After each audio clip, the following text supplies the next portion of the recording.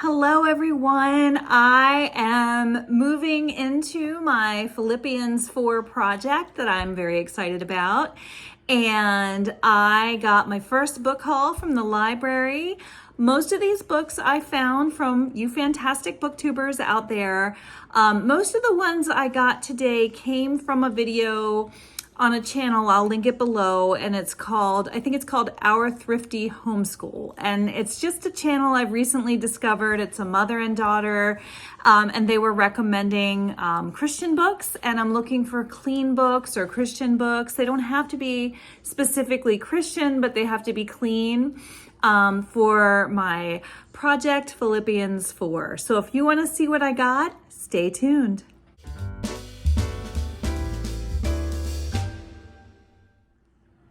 All right. Hello, and thank you guys so much for joining me. I am Miss Thomas, and you are viewing a video on my channel, Book Talks with Miss Thomas. So if you're new here and you're interested in hearing about books, especially books that are clean or Christian with this specific project I'm doing, stick around and please subscribe. This is a project that I've started. Oh, and if you're not new, then welcome back. I'm sorry. I just have to say real quick, I saw a video, Oceana Reads, and I'm just really enjoying her lately. And she did this video where she was like, okay guys, I'm experimenting today. This isn't going to be perfect. And Oceana, if you're watching, thank you for that, because this is far from perfect. I have a child downstairs playing video games. I have to rush off to grad school like within the hour. But I wanted to hop on here real quick and share this book haul that I got. I went to the library and I got a bunch of books for my Philippians 4 project that I'm eager to share. So real quick, I'll just show you the stack. Yay. All right, no peeking. Quick peek.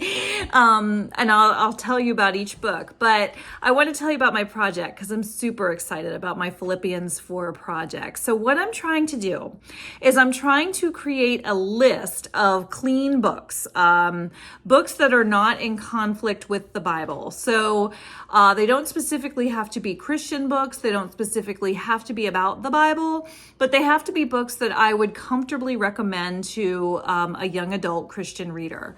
Now, there's all kinds of books out there for the little ones. There's like VeggieTales. I love VeggieTales. I know they sold their company, but there's still, VeggieTales out there. And there's the 321 Penguins, of course. But I feel like for the older people, for the young adult reader, and to some extent the middle grade reader, there's just not a lot. There's stuff out there, but I'm having trouble, I guess, finding books that are engaging and exciting and fun and interesting, that are also clean. And it breaks my heart because I don't want today's young reader to think that, you have to get there in the pit in order to enjoy a good book. I absolutely disagree. And I'm determined to create a list of over 100 clean books, books that are pure and lovely. Now, they don't have to be, Mary Poppins, la la la la. They can be, murder mysteries or war books. When I say clean or lovely or Philippians 4, I just mean not in conflict with the Bible. No sex, no violence, no blasphemy, no foul language, or at least very limited foul language, because it depends on what you mean by foul language, So, but, vulgarity, no vulgarity. All right, let me get into my books. And again, Our Thrifty Homeschool, I don't know this channel. I don't know the woman or her daughter personally, but I'm loving her channel. And so I've been watching a lot of BookTube and I'm on my phone watching, and then I've got my computer and I'm typing up lists while I'm watching these videos. If you can recommend a book that would be of interest to my Philippians 4 project, then please put it in the comments below, because I'm reading these books and I'm going to review them on my channel and I'm going to create a list, and I have pledged to give this list along with $500 to the local church that also has a Christian school. And I'm going to say, here's $500. Here's a list of books that I would like for you to add to your library. But I would never, ever tell them you must put these books in your library. The money is no strings attached. They can spend that $500 however they want. But my goal is, and I know I've already talked to the school librarian, she's definitely got some books in mind she's going to add to my list. So my goal is to have engaging books in the Christian school's library for the young adult Christian reader. And the school is on board with this project. So I'm very excited. Let me share the books I've got. Now, I'm not promising that these are Philippians 4 books, that these are wholesome, clean books. I'm simply saying that from what I heard on YouTube, it sounded like these would fit the bill. And they are under the umbrella, under the genre of Christian books. Now, the books I am going to put on this list don't necessarily have to be Christian books, but these are classified from what I've heard from mostly our thrifty homeschool YouTube, that these are Christian. So the first one is Fatal Mistake. And I don't know, like I say, I haven't read these, so I don't know what's in them. But this one is the only person ever to survive an attack is Tara Parrish. And it's an attack by the lone wolf bomber. And she's scared and emotionally scarred by near death. And she goes into hiding with one plan: to stay alive. And then Agent Cal Riggins has only one goal for the past 6 months: to save lives by ending the lone wolf's bombing spree. So I guess these two join forces, and it's supposed to be pretty good. Now, for what it's worth, I'm personally not like a big romance reader. I've read the occasional romance. I like them just fine. I'm more of a mystery reader, but it's not necessarily my library. It's just a library I'm going to give money to. But if you have books that aren't romance, like especially books about teenagers or books about mystery, I'd be especially interested. I don't know. This one sounds like a mystery. It sounds like an adventure, but it sounds like a bit of a romance too. We shall see. Also, feel free to put in the comments if you recommend one that I should read first, because I'm going to be, going through each of these. All right. This one is called Out of My Mind. And I don't remember because I put them on hold when I was listening to another booktuber, so I don't remember what any of these are about. But deep within me, words pile up in huge drifts, mountains of phrases and sentences, and connected ideas, clever expressions, jokes, love songs. But only in my head. I have never spoken one single word, and I am almost 11 years old. Okay, so I do kind of remember watching the booktube video, and it's about an 11-year-old girl who doesn't speak, and I guess the different ways people engage or interact with the 11-year-old girl. This probably would end up being near and dear to my heart as a teacher and as someone who has a learning disability. I have dyslexia, so I would imagine, and if you saw my video when I initially got the idea to have this Philippians 4 project, I fell in love with the book about the cactus. I forget, of course, right now what it was called. I read so much, I'm sorry. Something about a cactus, and I loved it. I'll put it on the screen when I figure out what it was called. But anyway, I loved that book. It was a book about a girl who was born without arms, and the way different people treated her and the friends that she made. And so I loved that book. So I'm thinking this one I'll probably really like. And this one is called The House on Foster Hill. No idea. Let's see. Kane Prescott is no stranger to death. When her husband died 2 years ago, her pleas for further investigation into his suspicious death fell on deaf ears. Ooh, I love a murder mystery. This one sounds like it's like screams Book Talks with Miss Thomas. In a desperate need of a fresh start, Kane purchases an old house, sight unseen, in her grandfather's Wisconsin hometown. But one look at the eerie abandoned house immediately leaves her questioning her rash decision. There's a dark history of the house, I guess, that comes back with a vengeance. I might have to start with this one. Okay, so the house on Foster Hill. Sounding like a winner to me. The Reckoning at Gossamer Pond by Jamie Jo Wright. For over a century, the town of Gossamer Grove has thrived on its charm and Midwestern values. But I think it's Annalise Forsyth knows the painful secrets, including her own, and they hover just beneath the pleasant facade. Okay, a book with secrets.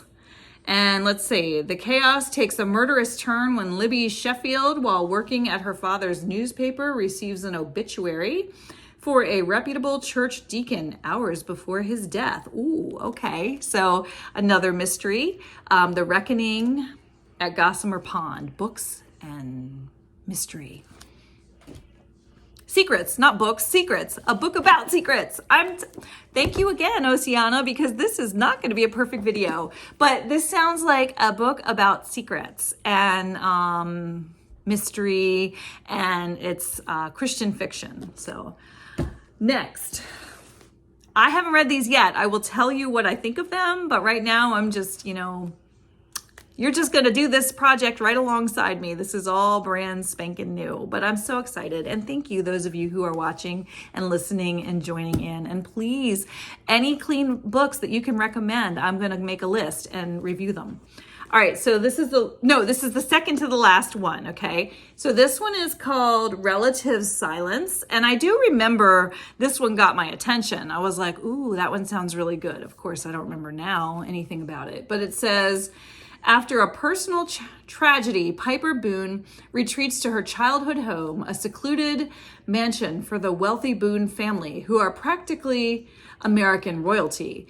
When catastrophe strikes, her family is put in the spotlight and the line between victim and suspect gets blurred. Ooh, lifestyles of the rich and famous. So not really, but sort of, it sounds like. We shall see. All right, and then the last one, I have to tell you also, I've been trying to decide if I want to join Audible or Scribd. I don't even know if I said that right, but I've been thinking about getting some kind of audio club because everything I read with my eyes. And I was thinking about getting some audiobooks. And so I've been looking into them, and I do have some CDs, books on CD. And I have a CD player in my room, but unfortunately, as I mentioned in a previous video, my car no longer has a CD player. So an Audible book membership or something along those lines might be a good idea. I'm considering it seriously. In the meantime, I thought, well, I have been waiting or expressing some interest in audiobooks. So I got this one from the library, and it is 9 CDs, and it's called The Girl Behind the Red Rope. And if I'm not mistaken, this one's a war story. So let's see. 10 years ago, Grace saw something that would forever change the course of history. When a terrible scourge is unleashed on the world, and she and the others from their religious community are already hidden deep in the hills of Tennessee, abiding by every rule that will keep them safe, pure, and alive, as long as they stay there behind the rope. Behind the rope. I didn't realize this thing was in front of me. Stay behind the rope. Okay. Her older brother's questions and the arrival of the first outsiders she's seen in a decade set in motion events that will cause Grace to question everything she has built her life on. Enemies rise on all sides, but who is the real enemy, and what will cost her? And what will it cost her to uncover the truth? For the first time, best-selling authors Ted Decker and Rachel Decker team up to deliver an intense, tightly focused ride through the most treacherous world of all. Okay, maybe it's not about war. But anyway, this one also piqued my interest on BookTube. So these are my first books. Let me show you my stack. These are my first books from my first haul for my Philippian 4 project. I'm super excited. I'm excited to take this journey with you, and I welcome any suggestions you have.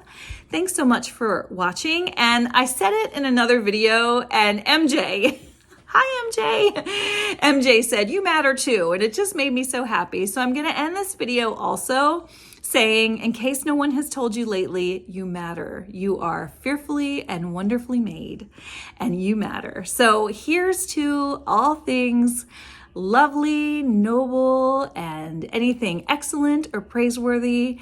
I've got some books to read, and I'm really looking forward to it. Thanks so much for watching. Bye-bye for now.